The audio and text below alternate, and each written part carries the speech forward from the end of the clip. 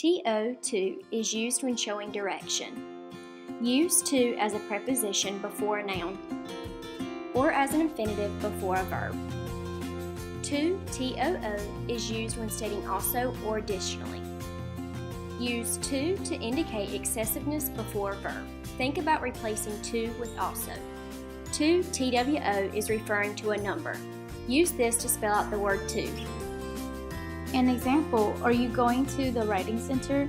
You would use TO because you're talking about direction. The second example, I am going to, you would use TOO. Another way to use this, you can replace it with also. The third example, when you're at the writing center, you can even get 2 cups of coffee. You would use TWO because you're referring to a number. And the fourth, I will go to the writing center to get feedback on my research paper. You would use TO because you're talking about direction.